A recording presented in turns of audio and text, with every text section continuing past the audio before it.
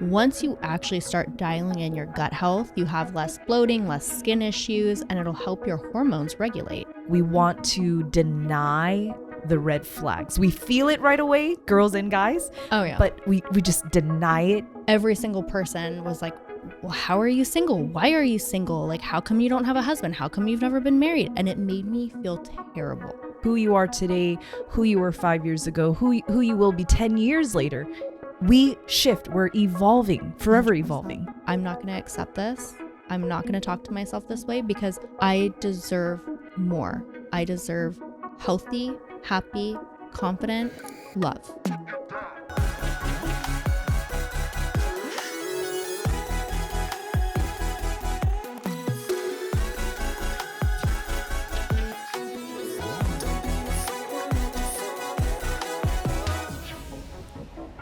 Welcome back to a new episode on the Divinely Disruptive podcast. I'm your host, Jane Powers. This podcast is all about leveling up your life and creating space to dream again. Today in our studio, we have a very incredible, fierce female and a true divine disruptor in the health and wellness space. She's a weight loss specialist and helping women get better with gut health and hormonal health. Please welcome Tana to our studio. Hi. Hey girl. Hi. Welcome to our studio. Thank You for making time to be here. Yes. So, thank you for having me. Fun story on how I met you or how I discovered you is we were at a community event at Soul Cycle and I thought you were our instructor. And I was like, who is this powerhouse? And you're like, no, sweetheart, I'm definitely not. And I was like, okay, well, don't know you, but hopefully we'll meet. Yes. And on the way to the parking lot, I was like, ooh, she's different. There's like a spirit, there's an aura, something about you just caught my eye, and I DM'd you right away and I was like, I gotta have you on this podcast. Yes. So Very for grateful. those that don't know you or know of you, who is Tana? So everybody knows me as Tana Ashley, and I've been a weight loss specialist for over a decade now. I'm also a mom. I flip houses, so that's kind of what I'm expanding to. But you know, I really do love helping women with the gut and hormone health and just watching their confidence come through, getting happy, getting healthy, less anxiety, depression, just by doing those simple things. So it's been very, very rewarding, but, you know, giving a little TLC to the houses as well.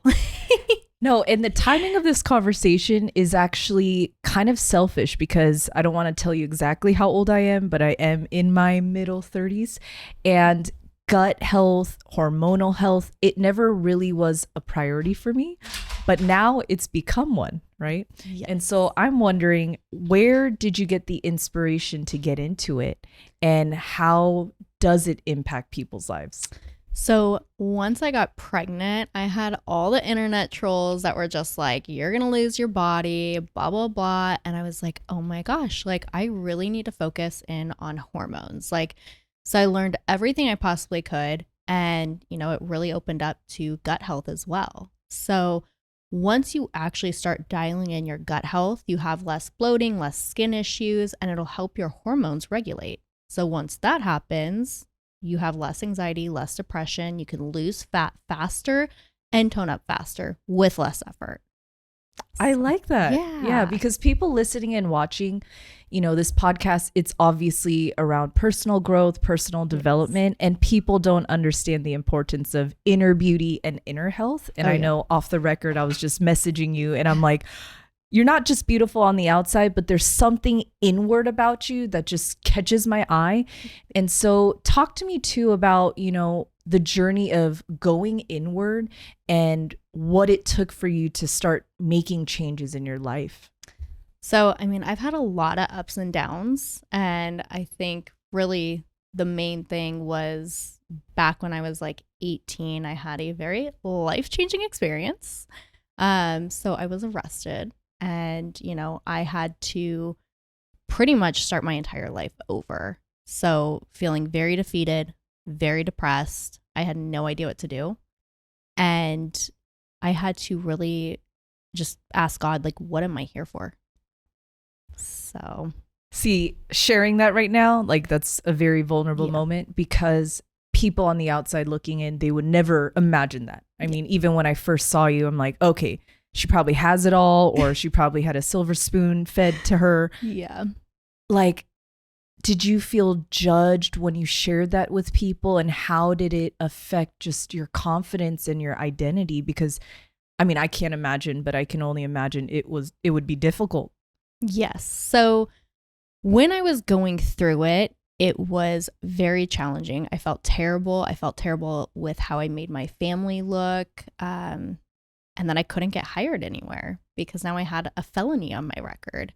And so, but thankfully it did push me in a direction that I had to go in. Very inspiring. Yeah. Yes. I've never met anyone who had that story, but you're really empowering me and empowering so many people listening and watching that we could go through something that crazy, but bounce back somehow. Yes. We have the ability. We all do. So, I know you mentioned a little bit about God. Yes. How does your faith and spirituality, affect who you are then and now? So then it was like I was kind of just like an ignorant teenager, like felt very invincible, and God very much humbled me, put me in my place, and I really had to just surrender. So I went through that whole experience, and I just kept asking, like, what am I supposed to be doing? And at the time I was a hairdresser, and I was very into fitness, and everyone's just like, you need to be a personal trainer. Like, that is what you geek out on the absolute hardest. So after Instagram started, I was finally able to really fulfill that purpose and, impact people and just share what I was doing. And so that's how it really started back then. And then nowadays it's just on my hard days, like I literally just journal, I write, I pray, I'll read spiritual stuff, and that's really what will bring me out of my anxiety and my depression majority of the time. No, and I really love to hear that, because even myself, I mean, when you first met me, you probably would have never known, or maybe you did, but anxiety and depression has always been something I've dealt with. And, growing up in Asian culture, we have like too much pride, so we don't show it. And so even the day I met you at Soul Cycle, I'm just this butterfly and social and bright, but it sounds weird, but my anxiety and depression, it allows me to connect with people a little different. So sometimes anxiety, it's positive. Yes. It can be positive, because that anxiousness, it's like, okay, I only have so much bandwidth to connect with BS. Yes. It's like, okay, I'm already uncomfortable. I'm already feeling out of place. Yes. So, who could I connect with the less effort? Yeah. And so I kind of felt that with you. It's like, I'm not really in the mood to try. Yeah. So, in your experience, both personally and professionally, what do you observe about anxiety and depression? Like, how do you recognize it in yourself and in other people? It's crazy, because in myself, like, I feel like I've been able to regulate it really well with business. But it's in my downtime, like those really quiet times, where I get the most anxious. Or if I'm out with people, I'm actually like totally fine. It's the weirdest thing. But when I notice it like in other people, like, I have very high anxiety friends and stuff of that sort. And it's just trying to be a little bit more nurturing and understand like their boundaries, and helping them like feel more powerful by just supporting them and letting them know, like, just speak your truth. Like, it's really that simple, and it'll feel so much better. No, and when you mentioned that, I can relate. I feel like I'm a busy bee, and I'm a working bee, and it's almost like I drown myself in work. It's that sanity, it's that target I can constantly move towards. Yes. Because I've noticed when I'm too still, or I'm isolated, or at home, there's a difference between self-care and going to a spa day, or laying on a beach. It's still purposeful. It's still intentional. But just sitting in a room, I feel like the walls are closing in, or the walls are caving in, and I feel like I just want to get out of it. Yes. And that's not healthy. So for somebody like me, and I know somebody listening and watching, they're like, okay, Jane, you're not the only one, but somebody like me who can't sit still and can't embrace solitude, what would you recommend them doing? Because I just hate being alone. Yes. So a lot of that, like, I think out of habit. We just get so used to being around people. So once we're like by ourselves, it's kind of like, oh my gosh, now what do? I need to get busy. Like, let me turn on Netflix. Let me do this. Let me scroll through Instagram. And what I had to do, because I used to be like that. Like, I usually had my daughter all the time, and being a single mom, like I share custody with her dad. So when she's not around, I was like, okay, what do I do now? And so I actually really dialed it in by making sure my gut health was on point.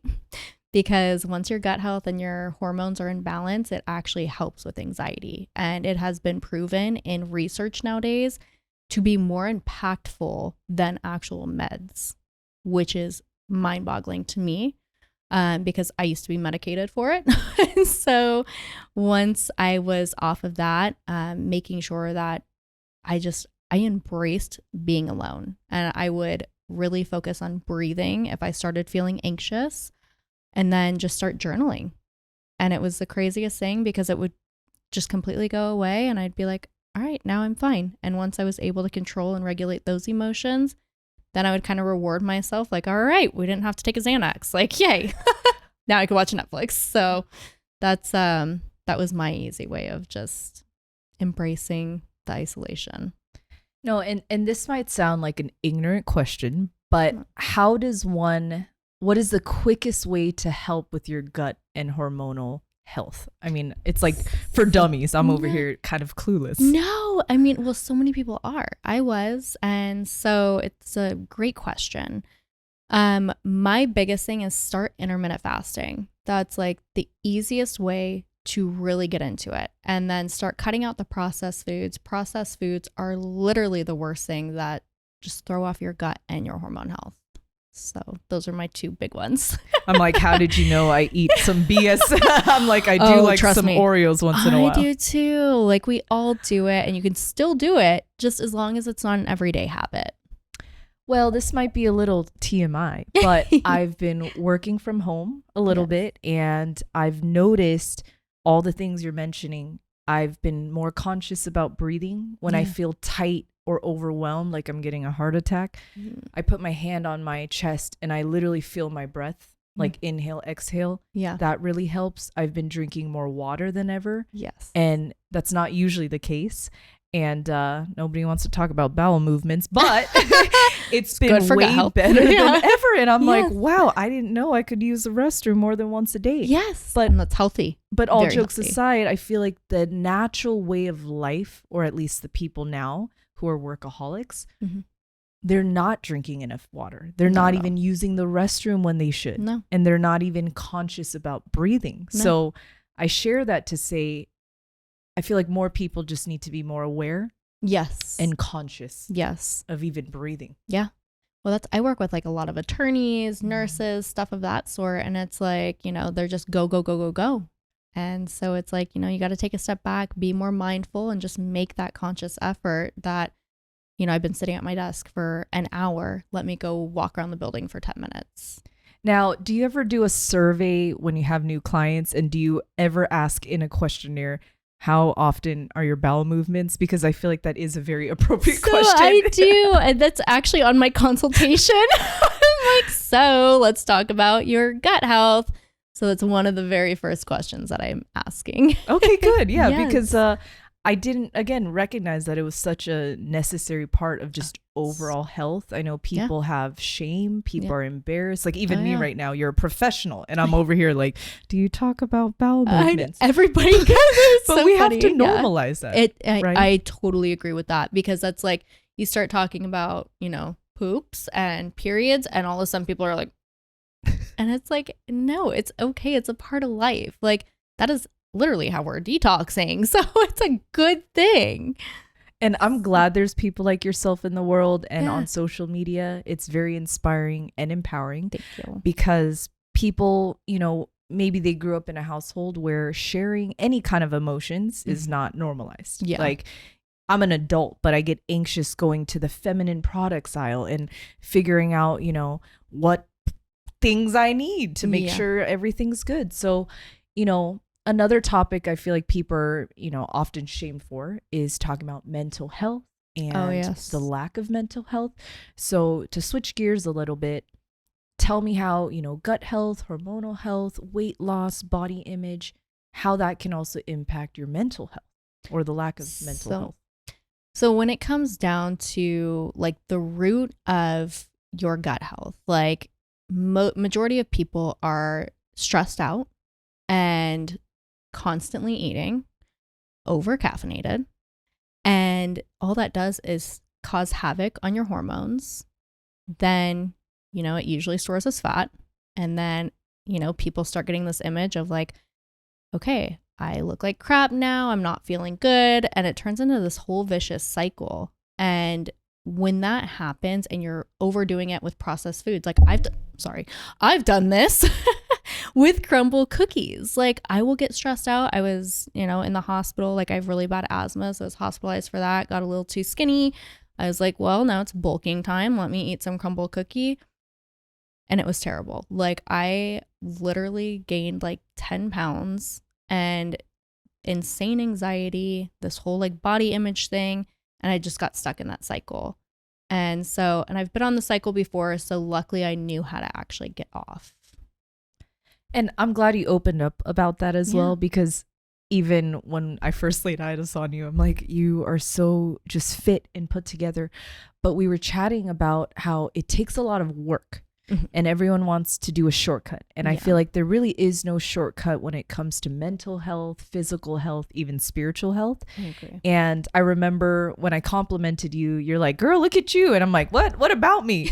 And so, I deflect a lot because it's awkward for me. Yes. Like, it's all about you. Don't comment about me because now I'm uncomfortable. But have you ever felt like you are making progress, but for some reason you don't see it and you feel like it's never enough?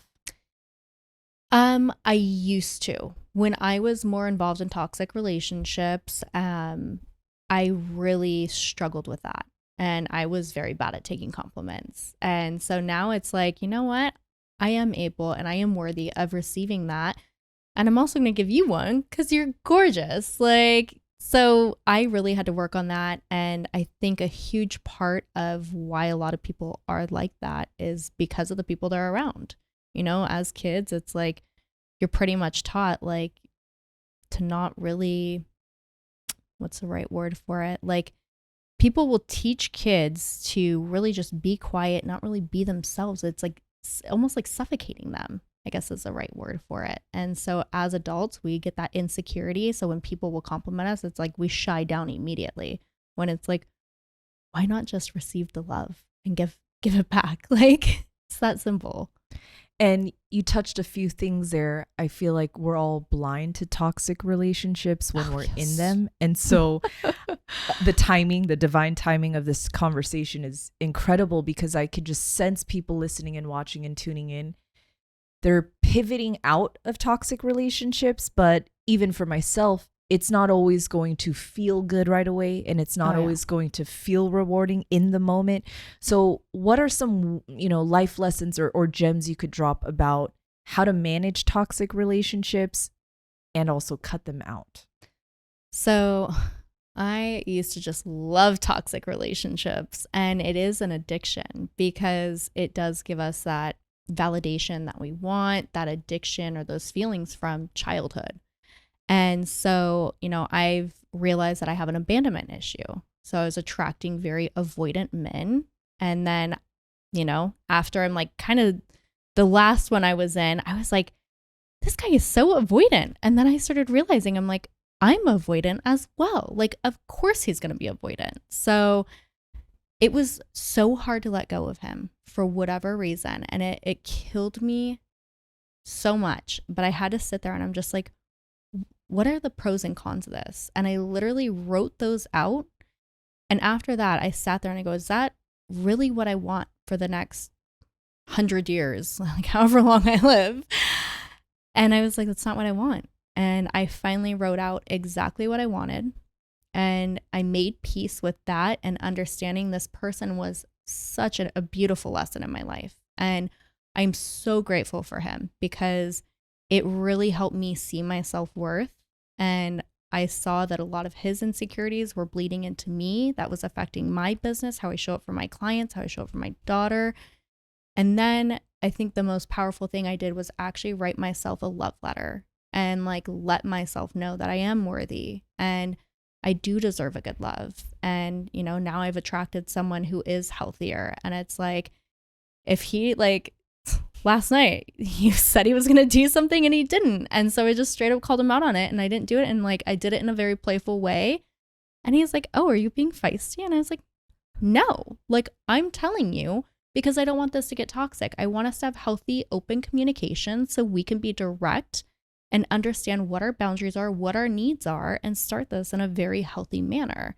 And so it's really, I've just taken a lot of that power back and really, you know, no matter what happens with this person, it's like we are all just lessons, blessings, and chapters in our lives. No, and I love that you kind of brought us in to a little piece of your personal life because that word communication, we've all heard it, right? Oh, yeah. It's not just speaking like English or the native tongue that one speaks, but it's really connecting the dots, understanding love languages and what allows you guys to have a deeper understanding. Yeah. And so, you know, I was sharing, I'm like, well, now you get to meet my partner, husband, you know, everything is, we didn't make it 7 years just by staring at the wall and winging it. Exactly. Like we had to really learn to communicate, understand love languages, and this bittersweet reality of your love languages change.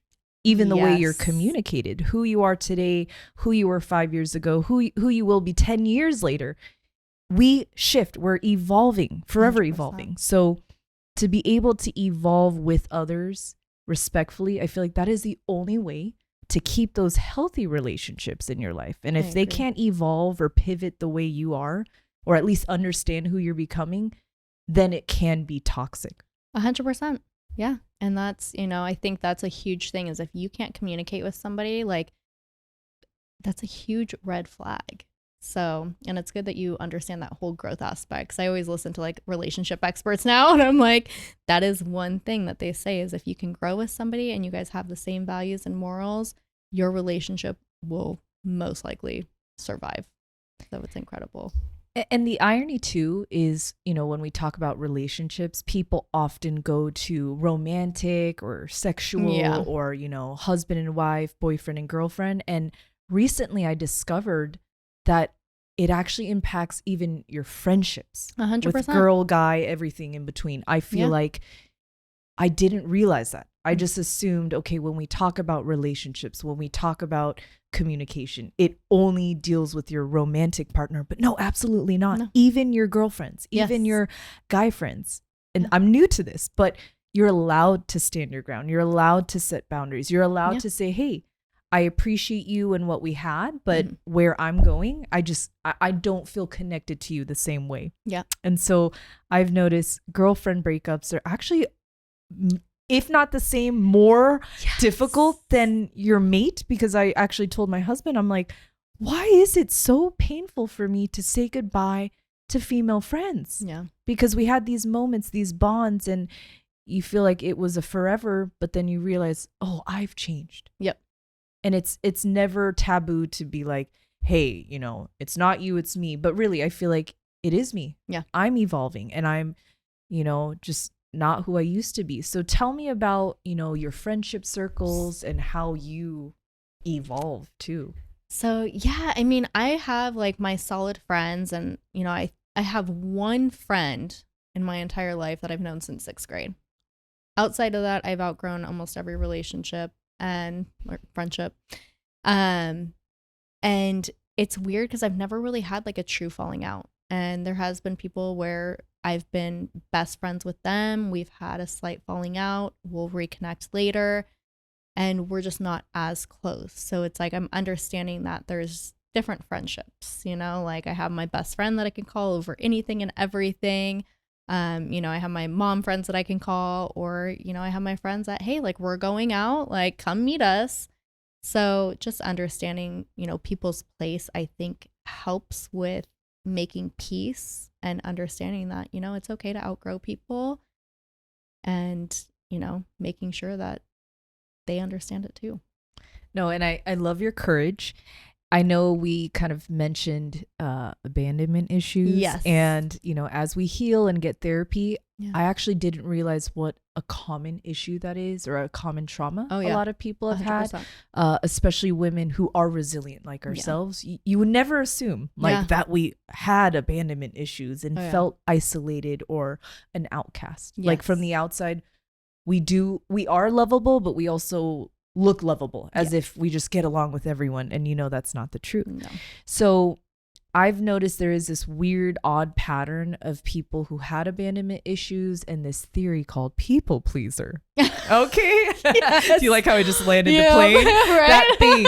So have you ever been one, and how do you get out of it? I'm itching my head because I'm like, I'm trying to heal from it. But yeah, what is this stupid thing called people pleaser? Why do we do this? It's annoying. You know, it's crazy because I'm like, I have one friend who is a total people pleaser, and like we always make fun of her because she's just this cute, like petite, totally put together little Polly Pocket that you're just like, how do you have any issues? Like what? But myself, I don't feel like I've ever been like a true people pleaser. I've just always kind of spoke what I was feeling.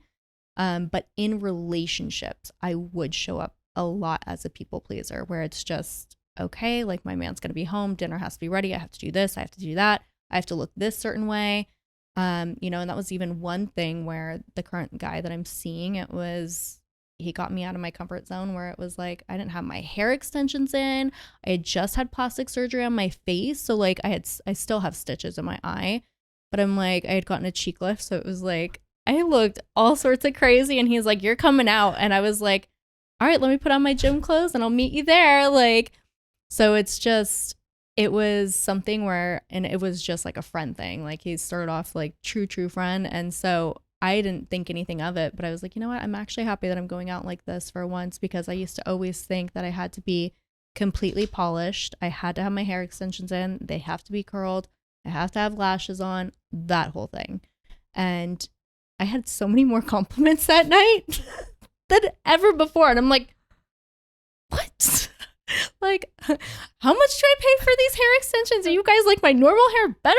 Like, so I don't know. I'm finally kind of growing out of the whole like perfectionist, and just, I think when you feel more confident within yourself and understand that, you know, you are love and light, you radiate different, and like all of this other stuff just doesn't really matter as much.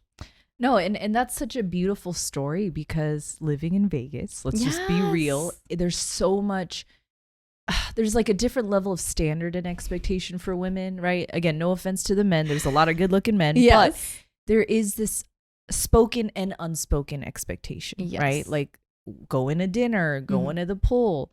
I'm all about body positivity, body love, but let's face it, certain venues, certain events, certain invites will only be given to you if you look a certain way. Exactly. And so, you know, I remember feeling really triggered when I first moved here and got into this vicious cycle of perfectionism.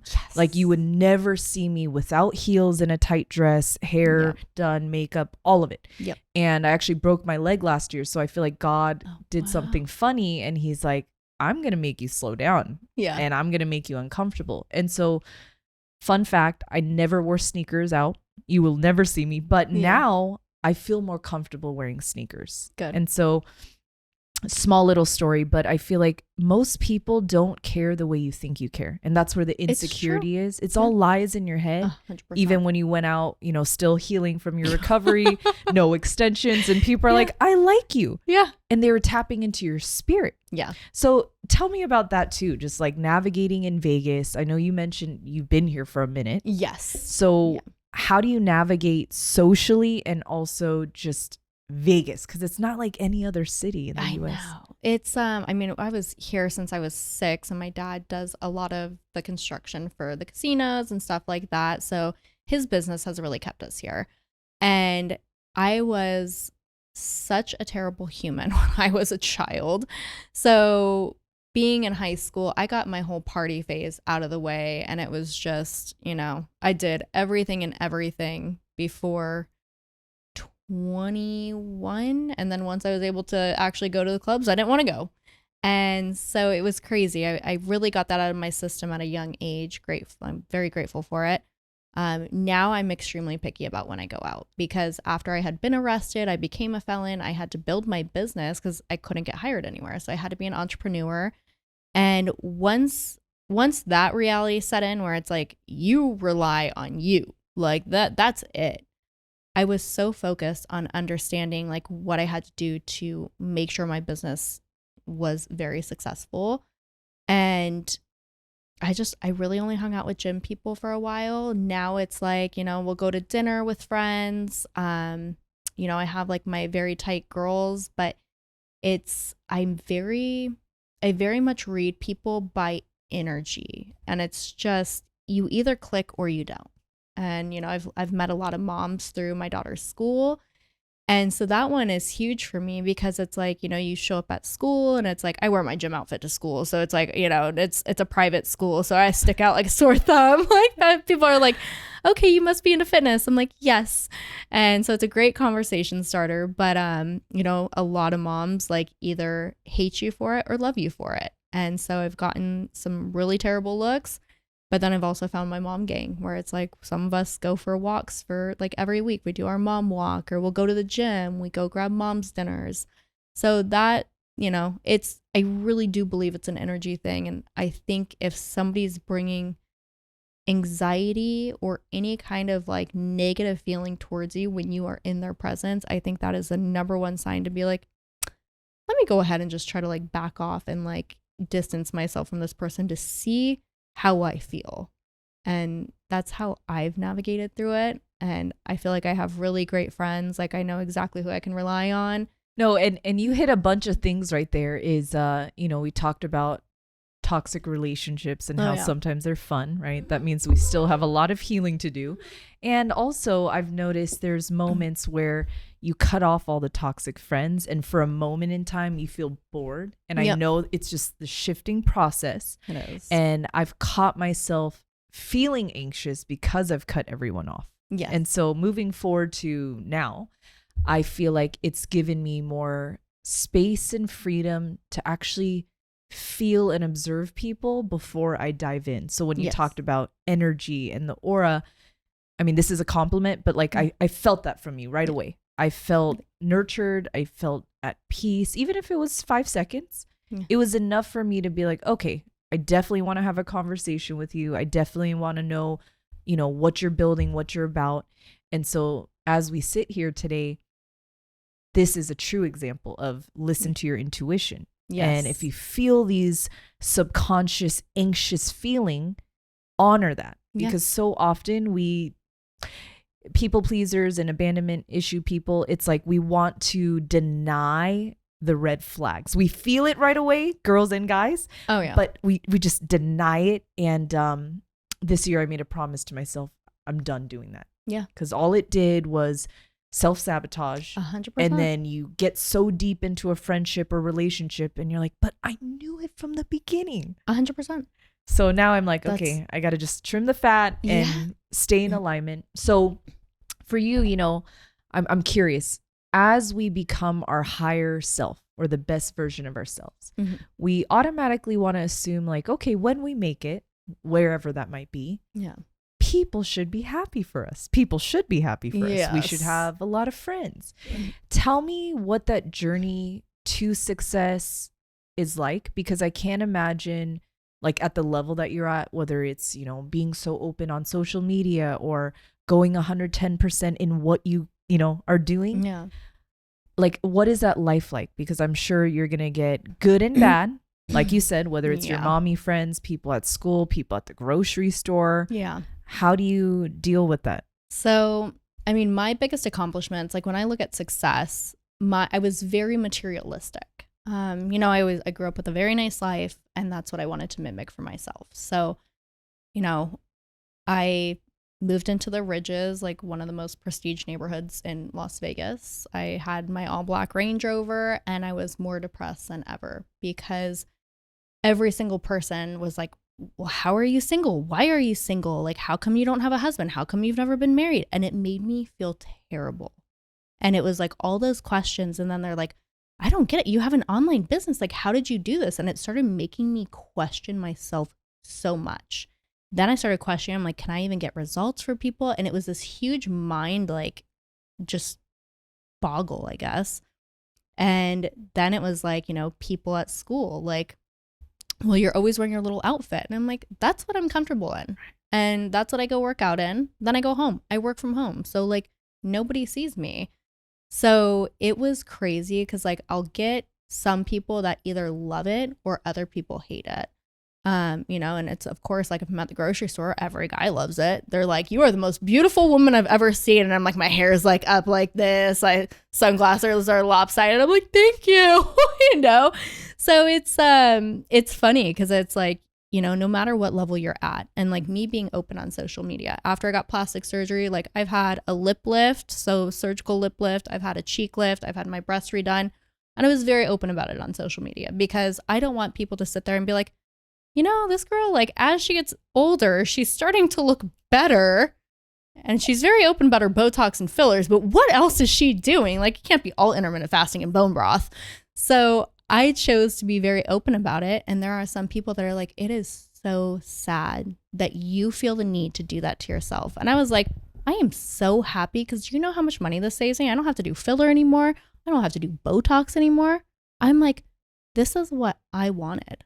I feel so much better. I got my confidence back. And if you feel sad about that, that's on you.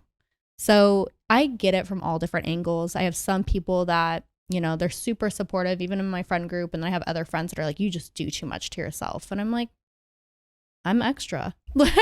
I own it and I'm good with it. So, but I think the fact that I am so like, when I make a decision, like that's it. And I am very, very proud of who I am. And after all this plastic surgery, this last round, I feel very good about who I am. And like, I got my confidence back out of getting out of toxic relationships, being defeated, being depressed. And I finally like found who I am again. So no, yeah. And that's just such a vulnerable moment right now because as you share and your openness, I feel like the right people and the right souls, they actually respect that. Because I feel like social media, there's the reverse. Mm-hmm. They want to act like everything's so natural and they want to act like, oh, I didn't do anything for this life or this image. And so you're very refreshing. And I feel like when people are offended or maybe they don't like a certain type of content, it's really per case. Yeah. But we can't make it a general statement, right? Yeah. Because what you're doing in my world is amazing. I feel like people need to know, hey, everyone has free will. 100%. If getting your hair done or, I like playing with makeup. So someone could also shame me like, Jane, you don't have to wear all this makeup or curl your hair, but this makes me happy. I like pins in my hair. I like jewelry. Amazing. I like to look like a little Korean Barbie doll, but that's what makes me happy. Yeah. And so in the same respect, I feel like people shouldn't shame us for our journey. As long as it's not hurting other people, they can't dictate what makes us happy because they're not us. Exactly. And so you're actually giving me more power to say, hey, Jane, do what makes you happy. People 100%. Listening and watching, you're empowering them. If they want to hit the gym harder than ever and get toned and lean, if that's what makes you happy, do it. If you want to go eat whatever donuts and you want to live bulk all year long, if that's what makes you happy, do you. And so body image, I know you kind of mentioned this earlier. Yeah. How do you feel about body dysmorphia? Because I'm in the best shape of my life, and I say this humbly. Yeah. But I don't think I'm there yet, but I'm still in the best shape of my life. Yeah. And even my husband, this is a funny joke, when he bought me my first Lululemon, I returned it and got 2 sizes bigger. He's like, sweetheart, you're a size 2-4. I'm like, no, I'm a size 8 and 10. It was like a anxiety panic attack meets body dysmorphia. Yeah. And even the ladies at the register, they're like, who are you shopping for? I'm like, it's gonna be too big. I got these as a gift and I want to wear something bigger. And so I actually was self-conscious of wearing tight clothes for a long time. And I told you off the record, I'm a girly tomboy. Yeah. And that took me a while. So have you ever experienced that or dealt with it? I'm dying because I'm like the same way. So I would always order medium-sized dresses. And like I would get them and they were like trash bags on me. And like everyone's like, why aren't you ordering like a small? Like, and I'm like, I don't know. Like my lats are like too wide. Like, I don't know. So we all go through it. And I always tell people, like, that's why I think even writing a love letter to yourself, no matter what you're going through, I think it helps a lot to give yourself that gratitude and that grace for where you're at. And I don't think there's an issue for wanting more. And that's in every area of life, because if you get too content with where you're at, you're eventually going to get sloppy. And so, and that's where I think like the spiritual world gets a little toxic, because it's like, you know, if you want more, then you're never going to be happy. But you can be happy and still work on just continuing to grow. That's like how I really look at it. Cause that's, you know, I ended up with everything I wanted and I was like, all right, what's next? Like, and it's, I don't mean it in a toxic way. It's just, it's an exciting part of life. So I think going back to like body image, it's like, you should always like, you'll get to one level and you should be grateful for it. You should give yourself so much love and understand, like, yes, you need to buy smaller clothes. You should be showing off your body and wearing tight clothes if that's what makes you comfortable. But, you know, if you want to continue to thrive and you want to perfect a certain area of your body or whatever it may be, then continue to do that. No, and just as you're talking, I'm like, not only is it soothing for people listening and watching, it's truly soothing for me right now, because I was telling my husband, I'm like, you know, there's certain areas I can't physically enhance on my own. Yeah. And as we take care of our health, there's certain areas we lose fat in, you know, read between the lines. God didn't give me voluptuous curves, but you know, I'm hitting the gym, eating a lot of protein, training. And yeah, you're just, again, empowering people.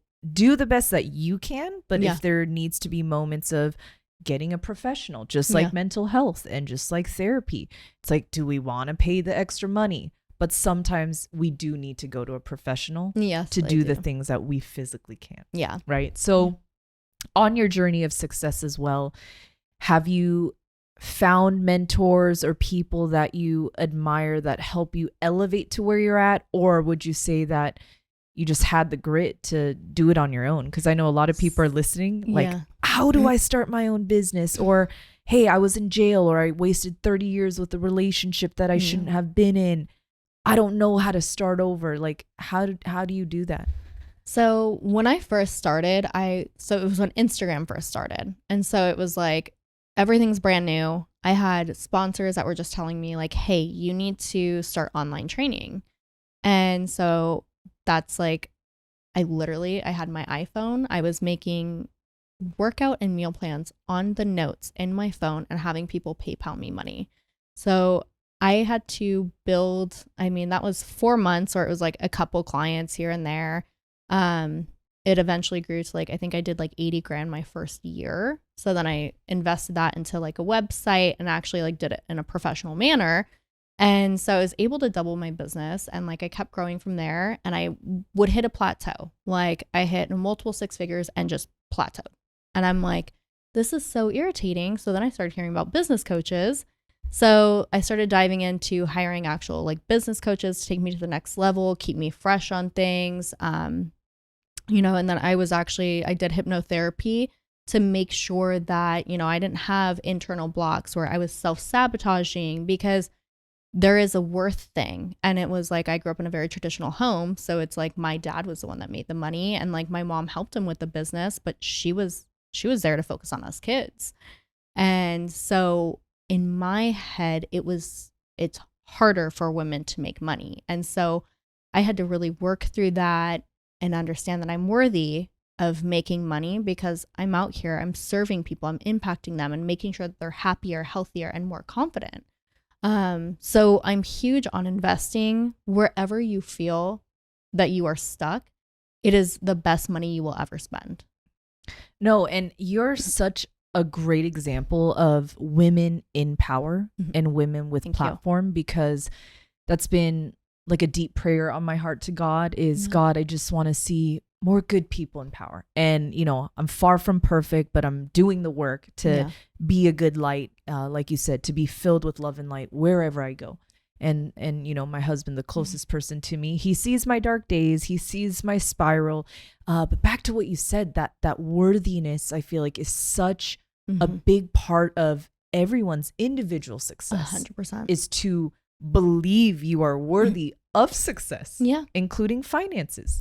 So when you mentioned hypnotherapy, I actually dabbled in studying that, and hopefully I want to get that done at some point. But there are certain blocks that we're unaware of. So back to professional therapy and all that, I was kind of scared or weirded out about that, but I feel like at some point you have to let go of your ego and your pride. Yes. And that was like, I mean, I had to let go of all of that. I mean, I did probably 5-7 years ago, and I did plant medicine to like overcome that. And so that completely knocks you, just humbles you in every sense of the way. And once that happened, because I was very A-type personality, extremely materialistic, and like it was just, this is how my life is going to be. There was like, you could not get me out of my box. So after I did that, I was more, I guess, like spiritual. And so that helped a lot. Sorry, my allergies are like off the charts today. But that helped me like really ground me and help me understand that like, not everything's about material and like all of that. So I think now it's easier for me to go within and like I'll sit there, I'll meditate, and it's just like, okay, like what am I feeling? Or if I'm feeling any sort of way, it's just easier for me to like sit down, meditate, journal, and like find those like weird spots and like, okay. And if you really actually sit there, like you can do hypnosis on yourself. And so that's what I was kind of trying to get at. If my voice box wants to work with me. No, and even as you're talking, I'm like, get some water. I know, sorry. As you're sharing, I'm like, is it weird that I see glimpses of my better self in you? Because when you mention the versions you used to be, I'm like, oh crap, I'm in it, but trying to come out of it. And that's all that matters. Because I am a little bit of a square. Like I create my own box, but I've become the box. Yeah. Like even to my own self, you have to be this way. You have to show up this way. And even as we're talking, I was like, I don't know why, but I pressed record and all of a sudden I turn into a news anchor. Like it's this perfectionism. It's this disease. Like, Jane, give people what you think they want to hear. And I have to come back. And when you said kind of be mindful and rewire yourself, it's like, wait, Jane, people like it when you get deep, when you get grounded. Yeah. Right. And so how do you allow yourself also to free yourself from these expectations and standards from the world? It's so weird because I know like the ego part of myself is like, I know like when I get really dolled up and I am dressed up, I can look amazing. I can look incredible. I've had the success. So it's like I've proven to myself that I am the person that I've wanted to be. And I think that allowed me, and it was more of like, not all the material and like the outside stuff, but it was like at the core, like I truly care about like, making sure that my daughter has the best life, making sure that the people around me are happy, making sure that my clients are getting the best results. And it was those things where it's like those true values, those morals, where it freed me to kind of be a shit show sometimes. I'll get on Instagram sometimes. I'll have like a side ponytail. Like I might have some boogers. Like there might still be steak in my teeth. And I'm just like on live and I'm like, yeah, you know what, guys? I totally forgot what I was going to say right now. Let me just restart this live. It's probably going to take like 20 more times, but I promise I'm going to get a good message out at some point. And it's like, but I used to think that I had to come on with this huge thing. And it was like more people connected with me when I was more authentic. And I wasn't trying to put on this whole perfect, polished, like, oh, hey guys, Tana Ashley here. And like having my hair done, like after surgery, I was covered in beef tallow for some moisturizer. It had like no hair extensions in. I looked a hot mess, and I was still just going on live every day. Like, what's up guys?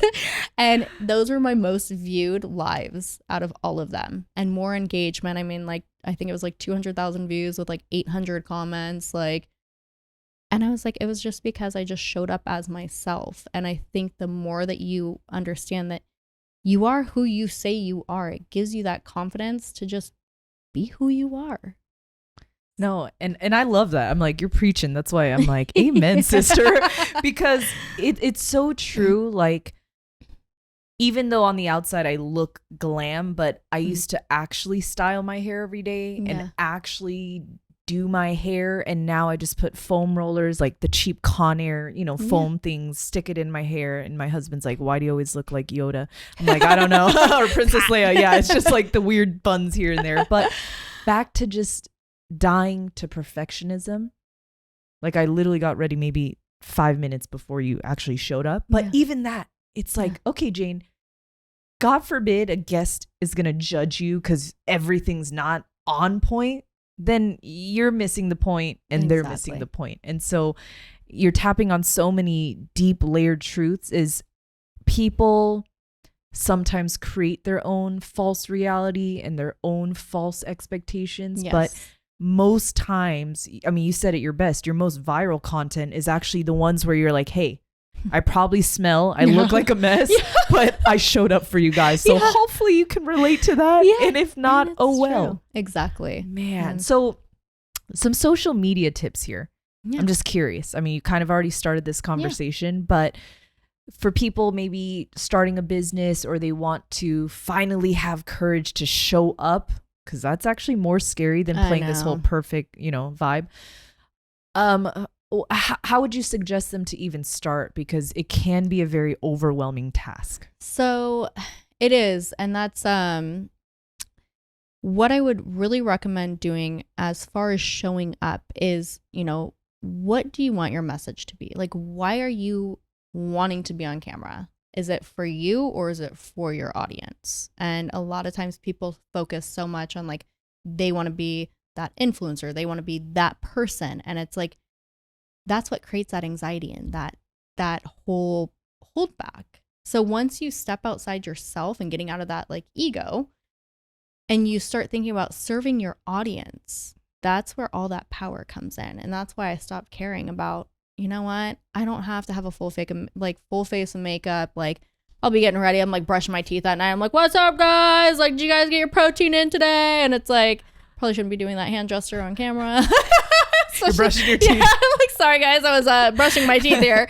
But it's once you actually think about the knowledge that you have for your audience, it makes it so much easier to just show up, drop that knowledge, and get off. Like, that is literally all you have to do. And that was the biggest shift for me, because I used to overthink it. Like, my ex was a TV host, so like I would constantly go to him like, what do I do? What do I do? And he's like, be yourself. And I'm like, you literally have, like, his TV show's been on for I think 2 decades now. And it's like, I'm like, what did you do? He's like, I was just myself. And I'm like, and now I get it. And so it's like, that's like literally the only thing I can say. Like, if you want more confidence, if you want to drop your anxiety, if you want to have more of an impact in your community, it's like, show up as you. God, I'm like, you almost got me speechless over here. No, but that is gold right there, because it might sound so obvious, but I've been trapped in that cycle. And I know so many people listening and watching right now, they're like, wait a minute.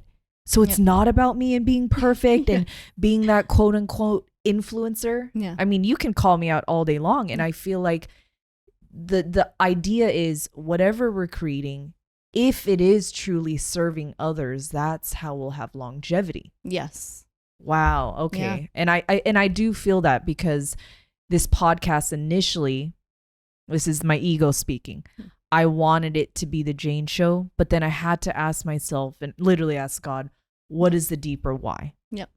And, I recently quit corporate America, which was the scariest thing ever. And so for me, now I'm facing my own reality. Like, who are you really? Yep. So not only am I asking myself and other people, like, who am I really? Who are you really? And what are we really doing here? Yep. Like, I didn't realize that was a question that I didn't ask myself often. Yep. Right? Even you, like, how are you really? Not, hey girl, how are you? Bye. Yeah. Or, oh, I'm this and that. Bye. It's like, can we dig deeper? Yeah. So that's why we have a second chair. That's why you're here.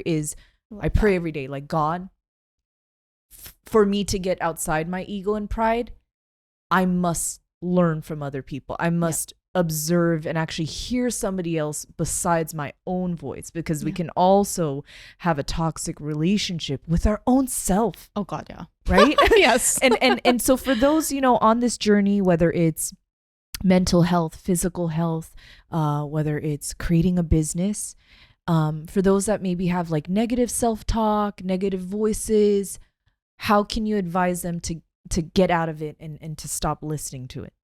So that was one of the biggest challenges I had with myself, because, I kept proving to myself that I was always picking the wrong guy. I would end up in toxic relationships. So right off the bat, and this is like my easiest, I guess, analogy is relationships, because I've had plenty of terrible ones. So anytime I would meet a guy, I would start having that instant anxiety, and then I would start that negative self-talk. And it was just on this loop of like, okay, he's going to screw me over. He's going to do this. He's probably doing that. Like, I mean, I would literally wouldn't be able to sleep at night thinking that they're off doing this terrible stuff.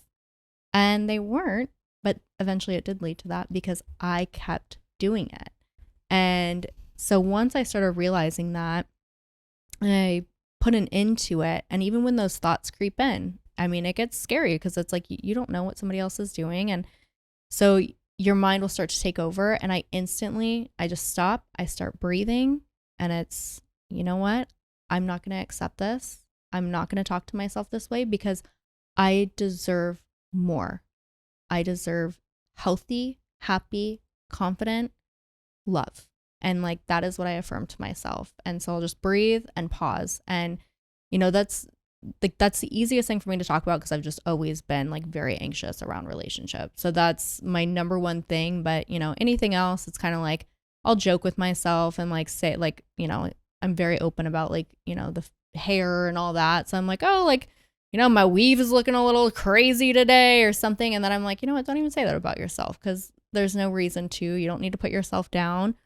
And a lot of times I think we're in such a generation now where we joke about ourselves, and it's like your subconscious mind doesn't know when you're joking or not.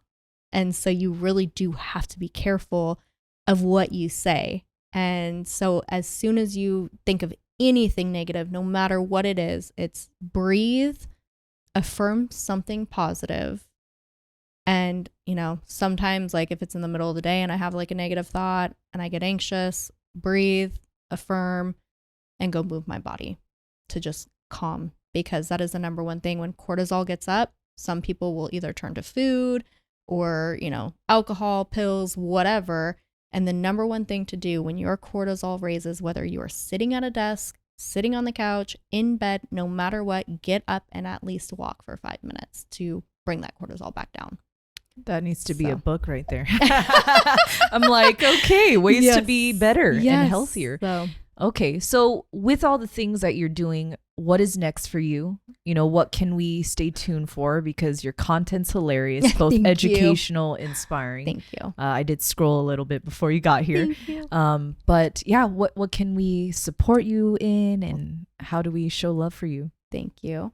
So as far as what I'm doing, I'm continuing to impact and inspire, get women healthier, happier through gut and hormone health. I'm also flipping houses in Vegas. So that's the next venture. And, I did that because I want my daughter to be there with me. And, she's diagnosed to be on the spectrum. She's level 1 with like a speech delay.